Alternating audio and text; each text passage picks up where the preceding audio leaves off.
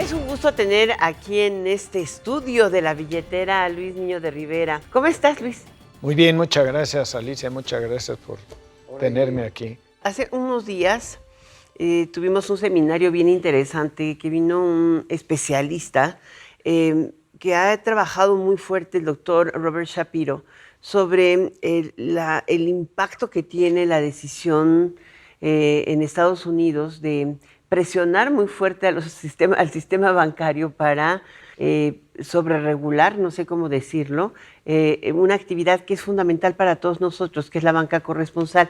¿Qué es eso, Luis? ¿De qué se trata? ¿Qué dijo el doctor Shapiro? La banca corresponsal es la forma de mover dinero en el mundo para muchas cosas, para inversión extranjera directa, para el comercio internacional, para las remesas, para la repatriación de divisas. Todo eso se mueve a través de bancos que tienen cuentas recíprocas. Si tú tienes el banco A transaccionando con el banco B, lo que hace cada uno es que abre una cuenta en el banco contrario, la contraparte, para poder mover dinero. ¿Qué es lo que se hace? Cuando llega un dinero de otro lado, lo abonas a la cuenta del banco A, si llega al banco B, y el banco A ya puede disponer de él. Y así se mueve el dinero en el mundo. Pero es muchísimo dinero, ¿no? No, son... ¿Cuántos son las transacciones? Billones de dólares por día. Billones. Billones. Ahora, ¿qué es lo que pasó en Estados Unidos? A partir del 11 de septiembre de 2001, empezaron a ser mucho más rígidas las condiciones regulatorias para poder hacer banca corresponsal por miedo al lavado de dinero y al financiamiento al terrorismo. Esa rigidez lo único que ha causado en los últimos 15 años es que hemos perdido 20 corresponsales bancarios, particularmente en el movimiento de dinero. ¿20 de 22 o cuántos? Pues de 22, porque nos quedan 2. Para México. Para mover dinero de México de regreso a Estados Unidos. En efectivo, los depósitos que hacen. Llegan a México entre 6.500 y 7.000 millones de dólares en efectivo de 4 fuentes principalmente. Turismo, migrantes que vienen a visitar a sus familias, trabajadores transfronterizos que viven del lado mexicano, trabajan del lado norteamericano y les pagan en efectivo, y personas que trabajan en el turismo, que reciben honorarios, propinas, emolumentos en efectivo. Y esas hay que convertirlas a pesos para poder transaccionar en México. El 94 o 95% de ese dinero no se puede vender en el mercado local porque no hay suficiente demanda. Entonces vendemos entre México el 5 no y el es 6. un país dolarizado como El Salvador o como Sí, otro, o ¿no? como Panamá o como Exacto. Ecuador. El peso es la Dominante. moneda de curso legal y no transaccionas en dólares. Entonces hay que convertirlos a pesos. ¿Qué hay que hacer con esos dólares excedentes? Subirlos en un avión y regresarlos a la Reserva Federal. Literalmente subirlos al avión. Literalmente, son pallets con millones de dólares en efectivo. Como en la película de billetes Stallone. de 100, 50, 20, 20, 10 2, y 1. 1 y 2, y ahí van de regreso. Para hacer eso necesitas un banco corresponsal Pero que él te acepte. que tenga una cuenta en la Reserva Federal y te represente. Llega el dinero a la ventanilla de la Reserva Federal, lo cuentan y verifican su autenticidad, lo depositan en la cuenta de tu banco corresponsal, al día siguiente ese banco te lo deposita en su cuenta, en tu cuenta, en su banco, y ya puedes disponer de él. Y esto facilita Nos quedan muchas 2 transacciones. bancos Pero todo americanos que hacen eso a México. Todo ¿Cuáles esto son fue esos? por la cuestión contra el lavado de dinero, contra el combate al terrorismo, pero ni el lavado de dinero, el tráfico de drogas o de armas y los Se ha muertos detenido. se y ha tampoco detenido. se va por los bancos. No, o sea, Hoy tienes finalmente muchos como que... controles. No sé qué pienses, Luis, pero me parece que precisamente se tiene apuntando a un ratón cuando se te está comiendo un león. Mira, efectivamente las organizaciones delincuenciales en el mundo son muy capaces, tienen mucho dinero, invierten en mucha tecnología y han logrado crear mecanismos para mover dinero sin pasar por la banca. Y la mayor parte del dinero que se mueve internacionalmente de manera ilícita está fuera de la banca. Es más, México ha sido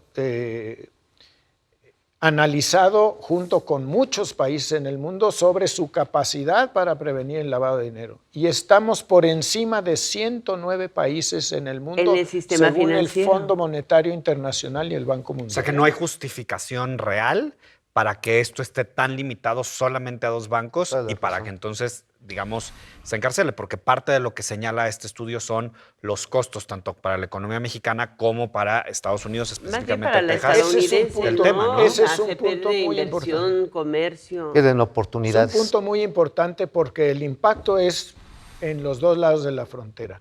¿Qué ha pasado? Ha afectado el empleo, la inversión extranjera directa, el comercio bilateral y sobre todo la inclusión financiera. Esos son impactos muy relevantes que a lo largo de los últimos 15 a 20 años nos ha costado mucho dinero, falta de empleo y sobre todo que las personas no puedan abrir cuentas bancarias.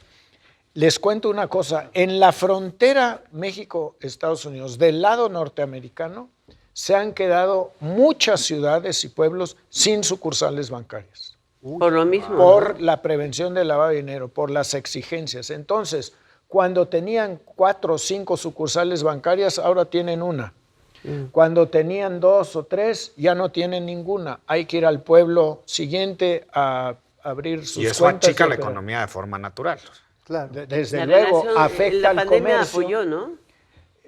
No tomamos en cuenta lo importante que es el consumo de los mexicanos en las ciudades del otro lado de la frontera. Luis, una pregunta importante. Se está discutiendo en el Congreso de los Estados Unidos la revisión de la Patriot Act y también de pues estos mecanismos de revisión del Departamento de Justicia o de las agencias de investigación, que son las que exigen muchas veces el congelamiento de cuentas o pueden llegar a señalar un banco y dicen que eso eleva los costos de hacer este tipo de transacciones frente a la posibilidad de que te pongan multas y luego te señalen de lavador, ¿no? Entonces, el costo reputacional, el costo económico, ¿cómo confrontarlo ahora que se está discutiendo en Estados Unidos esto de la Patriot Act o la posibilidad de revisar la Secrecy Act? Mira, hemos tenido un diálogo muy intenso a lo largo de los años entre reguladores mexicanos y reguladores norteamericanos, bancos mexicanos, bancos norteamericanos, bancos mexicanos con reguladores aquí y en Estados Unidos sobre el tema. Al más alto nivel comprenden perfectamente el contexto y la necesidad de cambiar las reglas, pero a medida que bajas en los organismos de regulación bancaria y sobre todo de inspección bancaria, los ejecutivos o Los operadores. los inspectores que visitan a los bancos, esos no van a cambiar, porque la regla es muy dura para ellos principalmente. O sea, hay un Entonces incentivo dicen- en contra de poder dicen, avanzar. mientras Eso yo es el- esté aquí y yo sea tu supervisor, tú no vas a hacer eso. Así que Eso cierra es el negocio. de-risking. Es el de-risking. Pero también hay una cosa que me llama mucho la atención. Hay muchísimos mitos, haciendo eco a tu pregunta, Alice, que básicamente es decir, no, es que en el momento en que haya más corresponsales se va a meter la maña y el tráfico de dinero y los terroristas van a llegar aquí, los Fedayín. Hay un movimiento muy fuerte de cabildeo que permea en la percepción de las gentes. No, mejor así déjenlo. Pero en los bancos esto es, o sea, los supervisores están doblemente supervisados, tanto por las autoridades que revisan el lavado de dinero como por el sistema financiero en su conjunto, Banjico y la Comisión Bancaria. Mira, aquí tenemos ¿no? la Comisión Sí, está Bancaria, la demasiado Secretaría regulado, de ya. Hacienda y Banco de México. En Estados Unidos tienen la Reserva Federal, el Tesoro, la OCC, FDIC, FinCEN y OFAC. Bueno, Hay reguladores para dar y prestar. Pero el tema es, o sea, ¿cómo resolver ¿cómo la salimos del duda? atolladero? O sea, porque ese a es lo muy que buen vamos punto. es que si vamos en 2, por algo desaparece uno, nos quedamos en uno y entonces alguien ahí está sí sacando raja. estamos Sería bueno entrar atorados. de Alguien lleno está a sacando tener raja. una identidad digital, una cosa No, así. por supuesto, la identidad digital, particularmente con reconocimiento facial, es un avance muy importante que necesitamos que prolifere en el mundo, no solo en ciertas regiones. Pero La pregunta de qué hacemos o cómo salimos de esto es muy importante. Lo primero que tenemos que hacer, y se está logrando gracias al doctor Shapiro, es reconocer al más alto nivel en el Congreso de Estados Unidos y en el de México, y por eso estuvimos en el Senado a invitación del senador Alejandro Armenta, presidente del Senado, que hay un problema. Es lo primero que hay que reconocer. Y una vez que se reconoce eso, nos sentamos todas las partes interesadas a buscar una solución. No es que sea más laxa la regulación, no, es que la aplicación sea más con propósito de que sí se haga en vez de que no se haga. Y algo muy importante es que no es la inversión extranjera directa solo de Estados Unidos a México, también de México a Estados Unidos, que se deja de hacer por cuestiones de falta de corresponsales bancarios. El doctor Shapiro fue asesor de Clinton, ¿no? El presidente Clinton y subsecretario de Comercio en el gobierno de Clinton. Y él hablaba de la necesidad de generar safe harbors, o sea, soluciones que apoyen a un lado y al otro, platicando en esta relación bilateral que tenemos con Estados Unidos y los economic dialogues y todo esto, la posibilidad de incrementar los recursos financieros para que se tecnifiquen las agencias de investigación, tanto en México como en Estados Unidos, y se pueda detectar mediante modelos, dijo él, de riesgo, con inteligencia artificial, ese flujo ilegal que puede estarse moviendo por alternativas no bancarias. Pero eso se puede hacer, podría llevarse a la mesa, no sé, de discusión con las autoridades financieras de México para llevarla al Tesoro norteamericano y de ahí permear a ¿O nos todos. harán caso?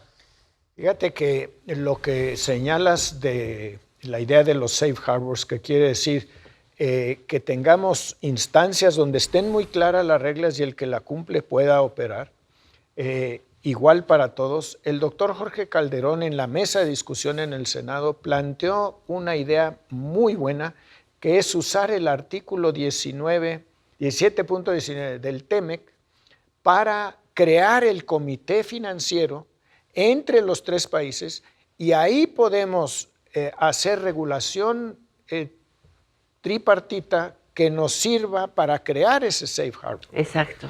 Yo creo que ese camino es el más inteligente que podemos seguir. Porque además es un mecanismo que está establecido, ¿no? No, por supuesto, ya está en el TEMEC, lo firmaron los tres países. ¿Y cuándo empezamos a usarlo?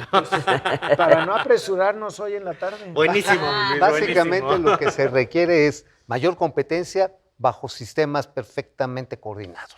Sí, y regulación que sea aplicable de la misma forma en los tres países. Porque para a veces que parece que la banca es la que no quiere la regulación, cuando la banca es muchas veces la que pide la regulación, solamente pide la no sobreregulación o regulación que atore pues el funcionamiento de la economía y que sirva para distribuir el dinero. En los últimos 15 años hemos invertido en México, la banca en su conjunto, una cantidad enorme de recursos, de tiempo, de capacitación de personal y de tecnología para elevar nuestra capacidad de prevenir lavado de dinero. Hemos cambiado reglas junto con el regulador, no podemos aceptar más de $4,000 al mes de un cliente en efectivo en una ventanilla o 1,500 de una persona que sea usuario y no cliente al mes en transacciones no mayores de $300 en ese mes. Se ha bajado sustancialmente el monto que teníamos en 2008 al que tenemos ahora. Por lo tanto, hay muchas instancias en México de mayor capacidad, mayor control y mejor uso de la tecnología. ¿Por qué no partimos de ahí para compartir con los norteamericanos y canadienses y formar las nuevas reglas de supervisión y manejo de la corresponsabilidad bancaria? Luis Niño de Rivera, muchas gracias por estar en esta billetera. Siempre agradecido con ustedes. Muchas gracias.